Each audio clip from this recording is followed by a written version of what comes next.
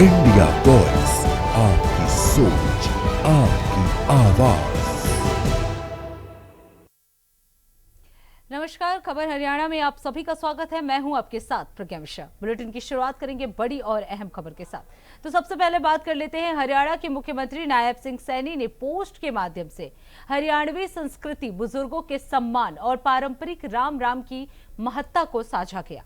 उन्होंने कहा कि बड़े बुजुर्गों का आदर और अभिवादन में राम राम हरियाणवी समाज की पहचान है और इससे आपसी प्रेम और भाईचारा बढ़ता है।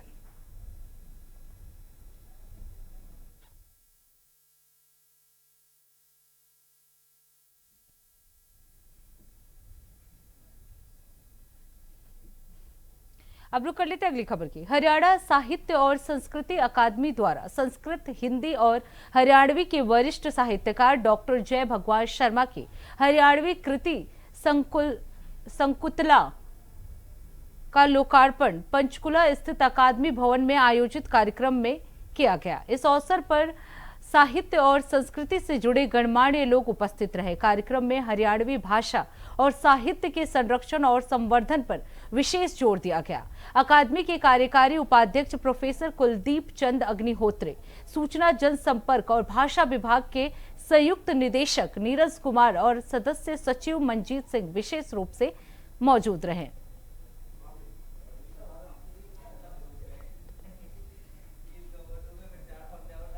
अब रुक कर लेते हैं अगली खबर की। करनाल में पंडित प्रदीप मिश्रा ने धर्म के व्यवसायीकरण को लेकर कड़ी टिप्पणी की है। उन्होंने कहा कि कुछ लोग धर्म को व्यापार बना रहे हैं जो उचित नहीं है। अपनी कथा के लिए 1.5 करोड़ रुपए लेने की खबरों का उन्होंने खंडन किया और इसे भ्रामक बताया। उन्होंने पत्रकारों की भूमिका की सराहना की और कहा कि सही जानकारी समाज तक पहुंचनी चाहिए। एक तरह से हर जगह पर जैसे आज सीखना चाहिए गोरंडा के पत्रकारों से, हरियाणा के पत्रकारों से, इन्होंने जो जागरूकता दी है, ये जागरूकता हर जगह होना चाहिए। एक साधारण गरीब व्यक्ति भी आता है कथा सुनने के लिए, अमीर व्यक्ति भी कथा सुनने के लिए आता है। पंडाल सबके लिए है, व्यवस्था सबके। आप दिल से कथा सुने, ना तो पास बेचें और ना पास खरीदें। कोई वीआईपी कल्चर मंदिरों में भी नहीं होना चाहिए। आज मंदिरों में भी यही सब चीजें चल रहा है कि कोई बहुत पैसे वाला आ गया तो आराम से दर्शन कर लेता है, गरीबड़ा बेचारा 2 घंटे तक लाइन में लगा हुआ है। तो ये वीआईपी कल्चर मंदिरों से, और भी धर्म के स्थान है जहां पर तो कहीं वीआईपी कल्चर दिखता ही नहीं है, परंतु कई स्थान ऐसे हो गए हैं जहां वीआईपी कल्चर के बिना तो काम ही नहीं चलता। तो ये वीआईपी कल्चर हटाने के लिए जो पत्रकारों ने एक मुहिम छेड़ी है इस गरुड़ा की भूमि से, हरियाणा से, वो काबिल तारीफ है। मतलब हमको इतनी खुशी हुई है कि हम आप लोगों के लिए तो हम कहें आपको दंडवत प्रणाम भी करें तो कम नहीं। जो पत्रकारों ने एक मुहिम छेड़ी ये बहुत जरूरी है। और साथ में मैं ऊपर भैया जी को कह रहा था कि आपने इतना अच्छा कार्य किया है कि हम उसके लिए पहले दिन ही हमने मंच से कह दिया। और हम लोग ये वार्ता तो हम लोगों को नहीं आती इतनी, हमको इतना बोलना नहीं आता, परंतु आप लोगों से मिलना था खास तौर से कि आप लोग जब इतने तेजवान हैं, इतने प्रबल हैं, तो आप लोगों की कलम ने, आप लोगों की वॉइस ने, आप लोगों के चैनल ने जो जनमानस को दिया, आज पूरा गरुड़ा तहे दिल से आपका स्वागत करता है। जो एक कथा हो रही है ये आप लोगों के कारण हो रही है और इतने अच्छे से हो रही है। मतलब जो सारी कौम इधर उधर जा रही थी, लोग राजनीति के कारण बस सबको अपना अपना मोहरा बना रहे थे, आज आप लोगों ने पूरी कौम को एकत्रित कर दिया। तो ये एक शिव की कृपा है। किस तरह की श्रद्धा है? श्रद्धा शिव के प्रति रहे। हम अपनी व्यासपीठ से हमेशा कहते हैं कि इंसान को भगवान मत बनो, भगवान को भगवान रहने दो। आज भी हमने कथा में कहा, पूर्व में भारत की भूमि पर भक्त जन्म लेते थे, आज के जमाने में लोग स्वयं भगवान बनकर जन्म ले रहे हैं। तो स्वयं भगवान ना बने, भगवान के प्रति लोगों को जागरूक करें। अब रुक कर लेते हैं अगली खबर की। हरियाणा के कैथल में एनसीईआरटी की टीम ने बड़ी कार्रवाई करते हुए 9वीं कक्षा की विज्ञान विषय की 483 नकली किताबें बरामद की हैं। छापेमारी के दौरान एक किताब की दुकान पर कार्रवाई करते हुए पुलिस ने मामला दर्ज कर लिया। आपको बता दें, एएसआई मुकेश कुमार ने बताया कि शिकायत मिलने के बाद जांच की गई, जिसमें नकली किताबें पाए जाने पर एफआईआर दर्ज कर ली गई। पुलिस अब मामले की गहन जांच कर रही है और ये पता लगाया जा रहा है कि नकली किताबों का नेटवर्क कहां तक फैला हुआ है।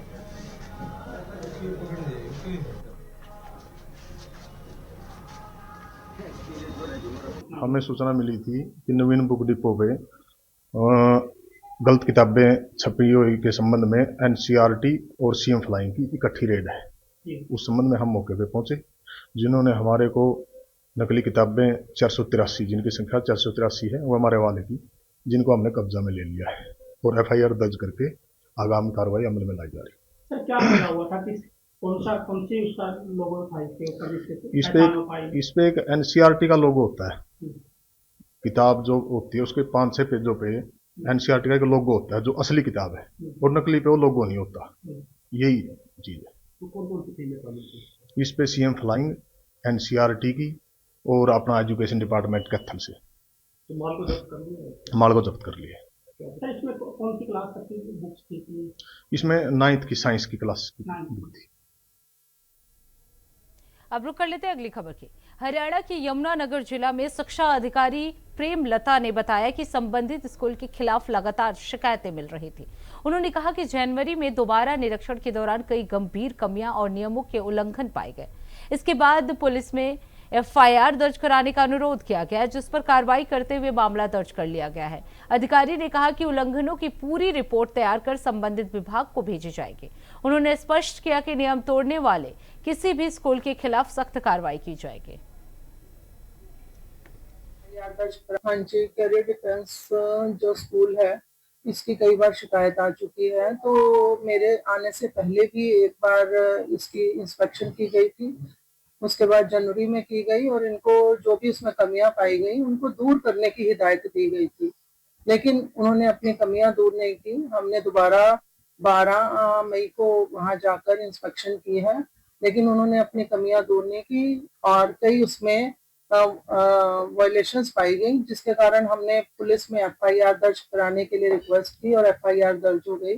और उसके बाद हमने उसकी सारी जो उसमें वायलेशन पाई गई थी उनकी सारी डिटेल डायरेक्टर सेकेंडरी एजुकेशन को भेज दी है।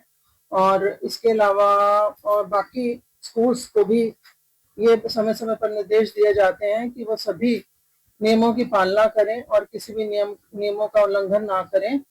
अगर कोई भी स्कूल नियमों का उल्लंघन करता है तो उसकी शिकायत उच्च अधिकारियों को जरूर प्रेषित की जाएगी और उसके अगेंस्ट एक्शन लिया जाएगा। अब रुक कर लेते हैं अगली खबर की। यमुनानगर के जगाधरी स्थित करियर डिफेंस स्कूल में जिला प्रशासन की जांच के दौरान गंभीर अनियमितताओं का खुलासा हुआ। शिक्षा विभाग, हरियाणा और स्वास्थ्य विभाग की संयुक्त टीम ने हॉस्टल में सीसीटीवी कैमरे, एक्सपायर्ड दूध और अवैध मेडिकल क्लिनिक पाए। आरोप है कि छात्रों की प्राइवेसी का उल्लंघन करते हुए कैमरों की लाइव फीड मोहाली तक भेजी जा रही थी। स्कूल को 1 से 12वीं तक की मान्यता होने के बावजूद एनडीए, आईआईटी और सैनिक स्कूल की कोचिंग अवैध रूप से चलाई जा रही थी। पुलिस ने स्कूल प्रबंधन सहित 6 लोगों पर मामला दर्ज कर जांच शुरू कर दी है।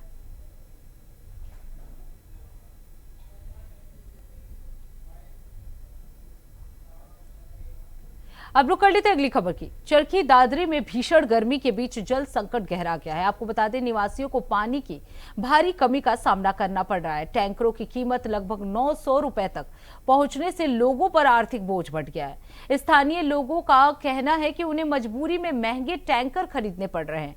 प्रशासन से जल आपूर्ति व्यवस्था सुधारने की मांग तेज हो गई है।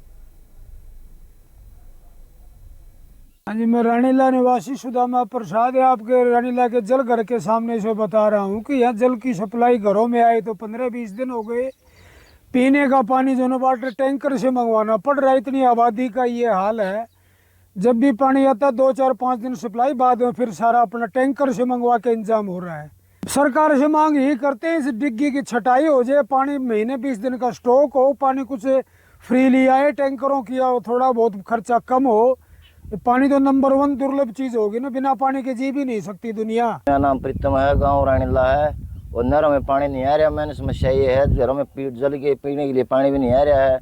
नहर में पानी नहरे के कारण डिग्गी सूखी पड़ी है। पानी मैंने समस्या, बहुत बड़ी आबादी का गाँव है। जोड़ा में पानी, पशुओं के लिए पानी भी नहीं रह रहा है। ऐसी बड़ी समस्या हो रही है, इसका कोई समाधान करो। चरखी दादरी जिले में यही समस्या सबसे मोटी समस्या है जी। डिग्गियों में पानी नहीं आ रहा है, नहरों में पानी नहीं आ रहा है। दादरी शहर में जब गर्मी बढ़ती है, हर साल यही हालात हो जाते हैं पेयजल की। बिल्कुल और फिलहाल तो ये नई लाइन दबा रहे थे, एक हफ्ता हो चुका है, पूरा शहर में कहीं भी पानी नहीं आ रहा। अब कल पानी आया है शहर में, कहीं कहीं कॉलोनियों में, वो बिल्कुल ही ऐसा खारा व गंदा लाल पानी आ रहा है, बर्तन धोने के भी लायक नहीं है। और प्रशासन खाली आश्वासन दे रहा है कि जल्द ठीक कर देंगे, नई लाइन लगा दी, लेकिन कोई भी धरातल पे काम नहीं हो रहा। फिलहाल दादरी शहर में पानी की बिल्कुल किल्लत मची हुई है, लोग मजबूर है। ऐसे साहब सुरखी दादरी में पानी की कोई समस्या नहीं है, हमारे स्टोरेज टैंक फुल हैं सारे। नई लाइनें बिछाई थी, वो जगह हैं, कोई कनेक्टिविटी में दिक्कतें आ रही थी, जगह जगह सीसी रोड थी, 3-3 4-4 लेयर थी, सारी की सारी कर दी गई हैं। सिर्फ एक पॉइंट बचा हुआ है हमारा रेलवे रोड, वो भी आज दोपहर तक कंप्लीट हो जाएगा। बाकी सारे शहर में सुचारू रूप से सप्लाई रात शुरू कर दी गई थी, कोई मेजर समस्या नहीं है। फिलहाल रुकते एक छोटे से ब्रेक के लिए, ब्रेक के बाद जल्द लौटेंगे। देखते रहिए इंडिया वॉइस।